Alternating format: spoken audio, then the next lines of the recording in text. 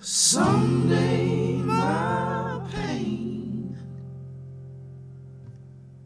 someday my pain will mark you hard. It's interesting to meet you in person because not only do you have a Midwest accent, which I didn't foresee, but you also have a really deep voice, and the whole album is sung in a falsetto. Right. Was that a decision you made? No. People have asked that too.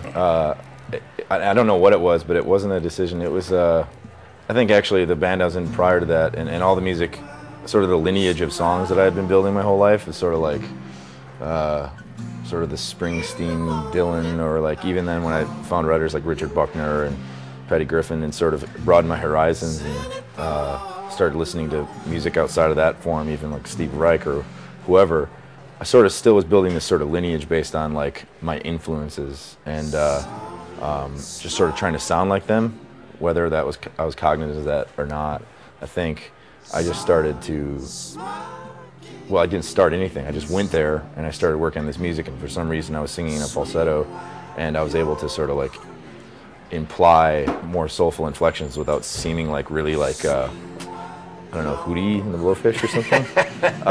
You know, when like a white guy is singing like a thing, it just sounds like not as cool. You know, like I don't know. No, you soulful don't sound, folk rock. Yeah, you don't sound like Hootie. Let me just assure you. Right. Well, I might have used to. Agree. Right on. So let's since we're standing in front of the albums, is there anything you're listening to recently that you love other than your?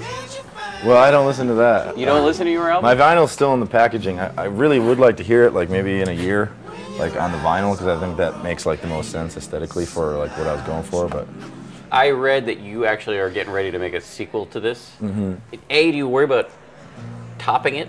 And B, what are you going to do in terms of creating an experience to make it? Are you going to go to a desert island for this one? It's going to sound really Buffett if I do that. Excuse me. I don't want to think about that, and I don't think about it. I feel lucky that I don't, because I think I've been a person in my life who's worried about what other people think, you know, about what I do.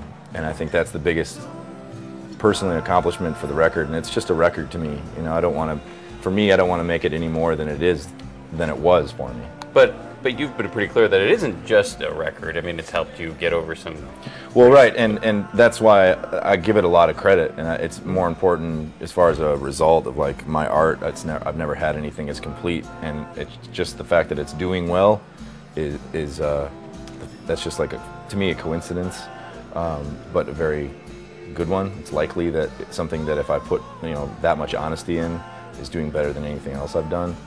But when I'm going to make the next record, what I sort of decided, I'm just going to recreate a path, or not even recreate anything, just get on the correct path and like make choices based on moment, and like try to be in the same mind space that I was in when I made that record, which is just an honest one that I'm not thinking about like, oh, what is Dave going to think or something, you know.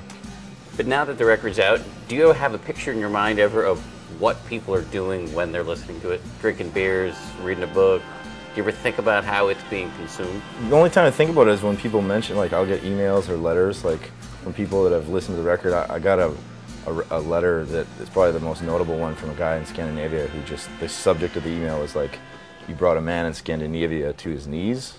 Like I was like, well, click, let's see what this is. And he just described having a moment that was very like cathartic, and kind of like he just had to kneel in his bedroom and have like he cried a bit and like just kind of listen to the record. And to me, that's really just like what happened to me kind of as well. Like this wasn't like it was just an excavation of emotion, and so it makes sense to me, and I'm not like embarrassed about the fact that if it's going to have a serious effect on someone, I'm not going to take credit for it either. It's a record, and that's what I'm supposed to do, like that's what a record's supposed to do. But it helps, like it's really meaningful that would happen, to someone, and for me to hear about it, it's like I'm lucky. Yeah, my producer and girlfriend, the two women who run my life, both want to know what is in your fanny pack. Oh man, let's see here. Passport, a couple business cards, picture of my girlfriend and I in Chicago, picture of my girlfriend's name is Lizzie. This is also Lizzie. This is my my sister's baby. There she is again, super cute. I got my earplugs, That's not Rockstar either. Not at all. Some change. I got a Zippo in here. Receipts, phone, iPod. wallet. Yeah. That's it, man. What's on the iPod? Tell me what's in Let's see here. what's in Home just called. what's in heavy rotation. What's in heavy rotation? New Morning by Bob Dylan. It's like, listened to it 3 times today, actually. In the band. Seriously? Yeah, I've been listening to it for 2 years. I can't stop listening to it, and that's not exaggeration. 2 years, like, almost every week I'll listen to that record.